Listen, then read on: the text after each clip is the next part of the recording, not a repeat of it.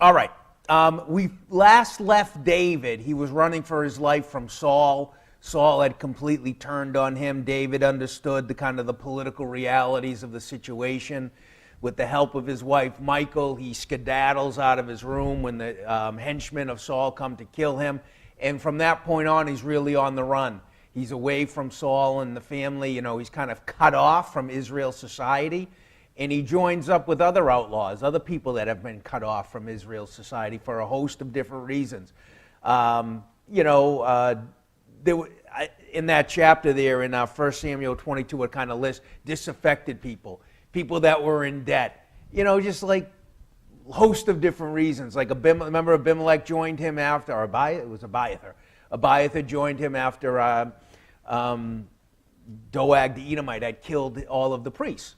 Right? He went to David, and David said, yeah, come with me, I'll protect you, you can be with me. And I think there were a lot of people like that. For whatever reason, they joined up with David. They were outcasts.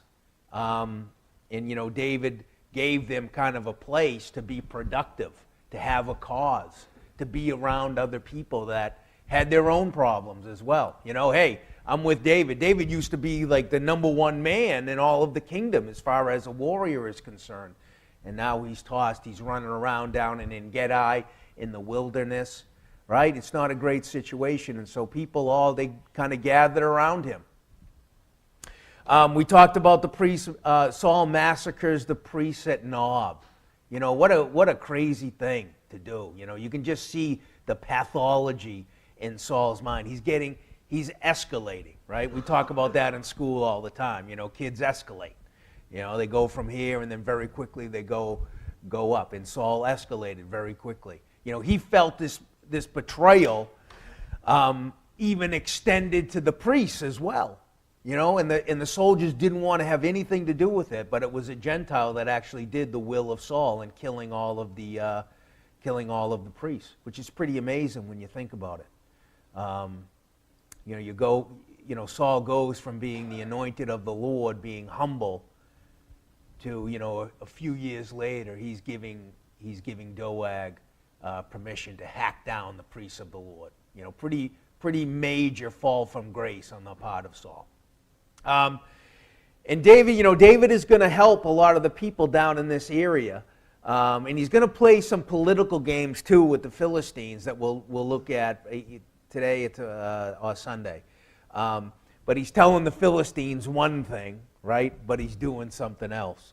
And in fact, what he was doing was he was strengthening his alliances with Judah, with the southern tribes, with the leaders of Judah during that time. And he was also protecting them. He was protecting them from the raids from the Amalekites and from the Philistines as well. And that's why Ziklag, his kind of base of operations is going to be Ziklag, which is down south in Israel. We'll look at a map a little bit. Okay, but all is not, not everybody loves David. A lot of people are still connected with Saul, still, he's the Lord's anointed. We're going to follow after him. We're not going to be a traitor to Saul. And the Ziphites are going to be some of those people. They are going to try to betray David to Saul. But, gets out of there. All right, first act of mercy on David's part. In En-Gedi cave, right? Saul enters the cave to go and to kind of relieve himself. I think he was going to the bathroom in there. He might have been taking a little nap. Who knows? But he goes into this cave, and this is where David and his men are. In a lot of these caves, brothers and sisters, we think about caves. I don't know about you, but, you got a little cave situation. It's little, These were massive caves, okay, that went down into down into really the earth. And in some cases, human beings went into these places and painted all kinds of incredible detailed, paintings on the wall. Like in France, you can go and see them. But in any event, this was a major cave where people could live in. And there was a massive amount of people, 300 people that were hiding in there. And Saul comes in, and David could have killed him right then and there, but he didn't. He just cuts off a little corner of Saul's robe, but refuses to kill him. He says, I won't, raise my hand to the Lord's anointed. It's interesting, that connection here with the cutting of the robe. I think so. Saul's mantle, Samuel went to leave, and he grabbed onto Samuel's mantle, and it ripped. And I think there's a connection here as well. David is cutting Saul's mantle now, cutting his robe, and he shows it to him. Could have killed you easy, Saul, right? You didn't even know I was here. Saul has another moment where his affection and his compassion and his love for David comes out just for a little minute, right? Because, David just showed him mercy. David just showed his enemy compassion, right? You want to talk about love your enemies, do good to those that hate you. This was a perfect example. David was a warrior.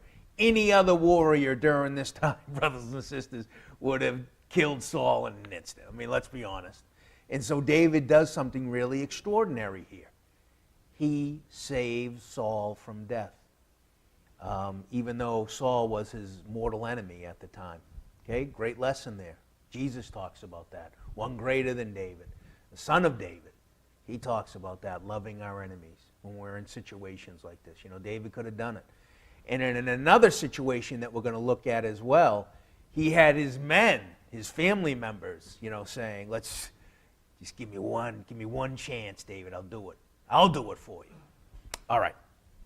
And so, David says, the Lord judge between me and you, but my hand shall not be against you. Saul is going to have an emotional breakdown, acknowledges, he knows that David is going to be king. He recognizes that. Let's look at that in 1 Samuel 24. It's just very strange for Saul to put so much resources and effort into killing David, who he acknowledges is going to be king. No matter what Saul does, he's never successful when it comes to David. 24:16. And it came to pass when David had made an end of speaking these words unto Saul, that Saul said, Is this thy voice, my son David? And Saul lifted up his voice and wept.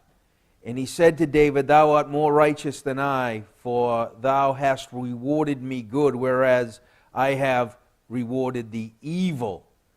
And thou hast showed this day how that thou hast dealt well with me, forasmuch as when the Lord hath delivered me into thine hand, you didn't kill me. Verse 20, And now behold, I know well that thou shalt utterly be king, and that the kingdom of Israel shall be established in thine hand. And he goes on, he makes him swear to the Lord that you won't cut off my seed forever. And David does that. He actually keeps Mephibosheth and keeps them, at his table, brings them into his family. Kind of a, very strange interaction with Saul. Saul's mind just wasn't right at this time. All right, we could spend a whole class on this, all right? Great little story between Abigail and the death of Nabal. But we're not, David and his men lived outside the confines of Nabal's kind of plantation, okay? He had a big kind of ranch situation, a lot of animals, farmland, olive trees. He was very wealthy. Wine, most likely kind of an agricultural, baron. He might have controlled a lot of the olive oil in that area. He might have controlled the wine production. Could have been anything, right? But he was very wealthy. He had a lot of sheep. They were sharing sheep. And while they were doing all this, David and his men, particularly with the shepherds, protected them, offered them protection from all kinds of stuff. This actually is another great example of how tough shepherding could be. The fact that they needed protection tells you, that there were dangers out there. People were trying to pick off the sheep. They could kill you and take your sheep. It happened all the time. But David and his men provided security to Nabal for $0. And David sent the young men, at the time of shearing when it was harvest time, and they're like, hey, you mind giving us a little bit? We're kind of struggling here. We've been on the run. We protected you. Even the shepherds said, yeah, they never did us any harm. They were good guys to have around. And Nabal's, they wanted a little something. And Nabal's like, I don't know, who's David? I don't know this guy. A lot of people are running away from their masters these days, right? Very dismissive, disrespectful for David. David's saying, I helped this guy. I helped him be profitable. I helped him, secure his area and all his resources and all his goods. And he shares nothing with me? He's enraged, self-righteous. How dare you? And we can get like that, right?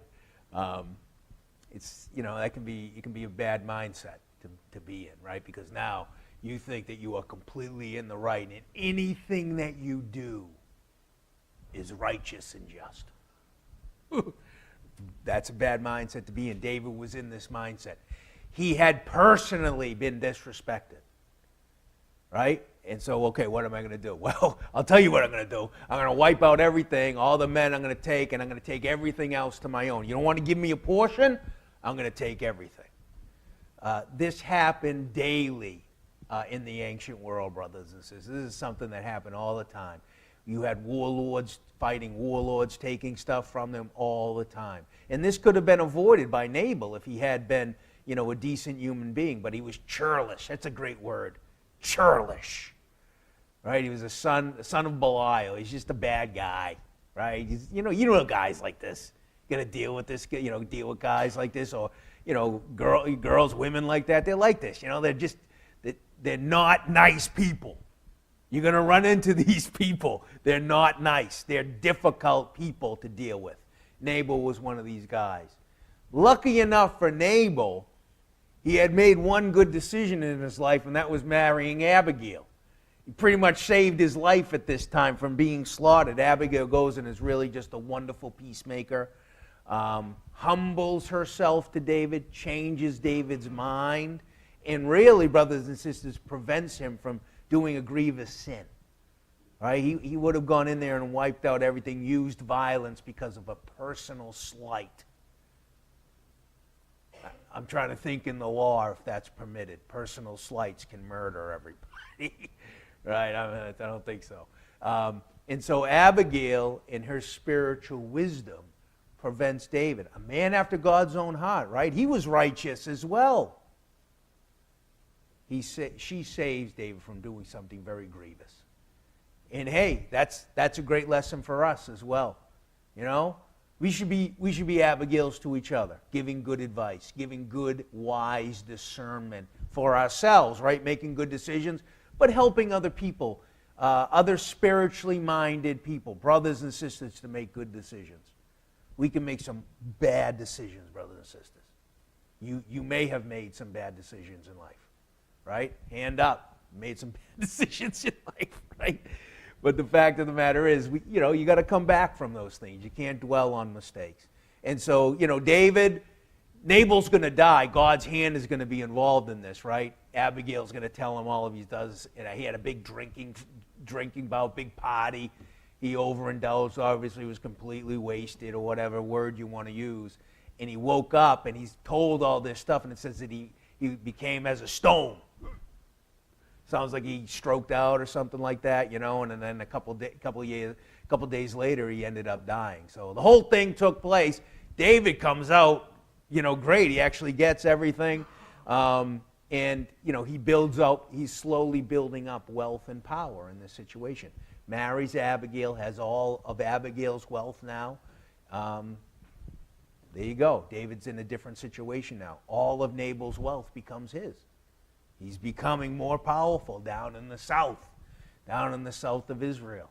And Saul's kind of losing control of this. David's growing, more powerful, and the house of Saul just continues to be in turmoil because of his mental instability, I would say. Okay? Questions, comments on any of this? Okay. All right, second act of mercy. This one's pretty good. I always liked this when I was a kid. Here we go. Saul's back to his old tricks again. Oh, now I'm going to get David this time. And so they're all stretched out. They're taking a sleep. And so the king, just think of it like of a spoke of a wheel. The most important parts of an encampment were in the middle. The further you got out, the less valuable you were. Okay? So Saul and Abner and everybody was in the middle. Everybody else was around. David and his men, I think it was his nephews he went with, right? Abishai was with him, I can't remember. But anyways, it's in the account in the 26th chapter of 1 Saul. But they snuck into Saul's camp at night. And this is why, brothers and sisters, you had sentries and security around to prevent this from happening. People would send in assassins all the time to try to kill another leader. Happened all the time, assassins. We think about special forces today and the training that goes into, like, let's say, Delta Force or, Navy SEALs. Just think about the training. There were guys like those Navy SEALs in the ancient world. They just had a knack for fighting. You know guys like that? Yeah, they love to fight, okay? These guys, they went in, they were real sneaky. They knew everything about war. They knew the secret trails. They knew all the secrets of war. And so you had to be ready to prevent these guys from coming into your camp, particularly if you're going out against an enemy like David. And sure enough, what happens? They snuck right in there, right up to Saul, imagine. And they could have just... I think Abishai says, hey, just let me strike him once. I won't do it a second time. I'll do it once with my spear. And this is where he says, you sons of Zeruiah are too strong, too hard for me. It's tough dealing with these guys. They wanted just to slaughter everything. On some level, brothers and sisters, it made sense. And they even said this in the account. The Lord has given Saul into your hand. Here he is, out cold. 1 second changes everything. David wouldn't do it. Wouldn't raise his hand to the Lord's anointed. But it's another act of mercy. Twice now David has saved Saul from death. You wonder what their mindset too, David's men. This is the second time. We're going to go back to the cave now. Their life wasn't great. But I think it just shows David's leadership and the strength of his leadership and the power that he had and how exalted he was in the eyes of his men. Okay, they followed. They did whatever he said. I'm with David to the death. His mighty men said that, right? Who were Gentiles, by the way. The Cherethites and the Perethites were not Israeli. They were not Hebrews. They were most likely Philistines, like a branch of the Philistines. All right, and this is what David said, who can stretch out his hand against the Lord's anointed and be guiltless? Right, and then Saul admits his sin once more. And I think after this, right around, Saul stops chasing David. Like, he finally gets it, like, you're not going to get this guy. And that's what happened. But he gets his spear and his cruse of water, right? Like two very intimate things for a king, his cruse of water. This is how you poison people, right? Just showing Saul and Abner how close Saul was to death. And David calls out to Abner, kind of taunts Abner a little bit. Where's the captain of the army, Abner? You didn't even protect your king. One job. He could have been killed for that, by the way. Leaving the king exposed like that. So, all right. David is given Ziklag by Achish of Gath. And this is interesting because David is going to use this Ziklag as the base of operations to go and attack the Amalekites. But he doesn't tell Achish that he's attacking the Amalekites. Who does he say he's attacking? Anybody remember this account? What's that, Ma? He says not the Philistines. He's attacking Israelites on behalf of the Philistines. And Achish says there's no way David could ever come back from this. He's my servant forever. He's a vassal. In Achish's mind, he's my vassal. He's killing his own people. I got him now. But he wasn't. He was actually assaulting the Amalekites down south and then bringing all the booty to his kinsmen in Judah, strengthening those ties while telling the Philistines, oh yeah, killing your enemies, the Hebrews, definitely. I hate the Hebrews too. But he wasn't. He was building those relationships, actually making the Israelites, the people living in Judah, stronger. They're having all of this wealth moved into the area by David. So pretty interesting as far as all of the politics that's going on here. So Big battle happens at Mount Gilboa.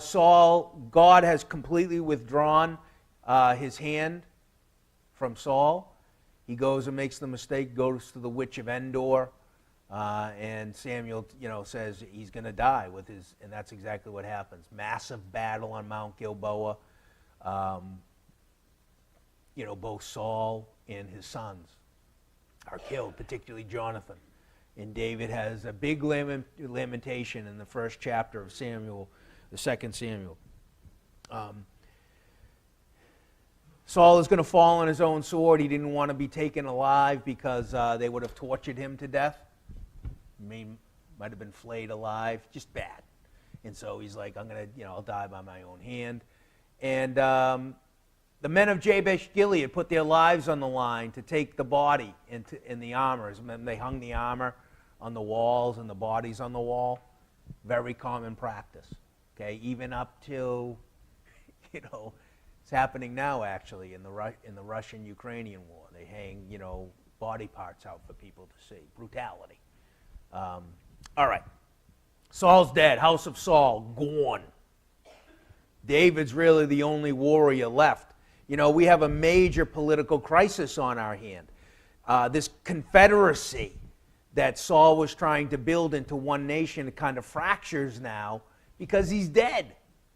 It was really like, a lot of the success of nations in the ancient world was dependent upon, good leadership at the top, kings, that type of thing. So if you had a good king who was wise and smart and made good decisions, the country was going to do well. If not, right in the toilet.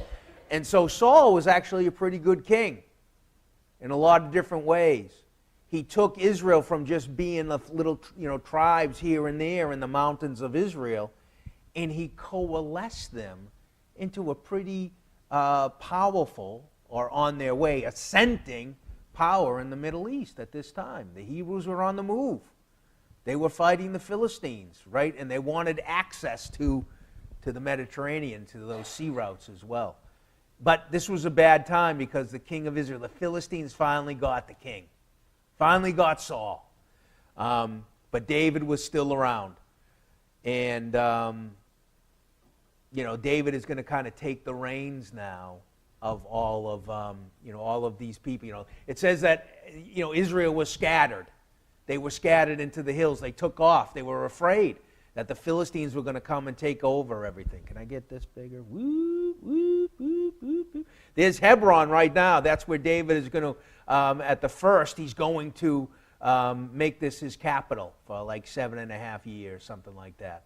And once again, down in the south, he's going to strengthen his political power in this area. All right. Questions, comments? Beep up, beep up. Yeah, so this will be our last slide before we look at our multimedia presentation. David's going to lament for Saul. Let's take a look at this in 2 Samuel, that first chapter. Verse 24. Verse 23, Saul and Jonathan were lovely and pleasant in their lives, and in their death they were not divided.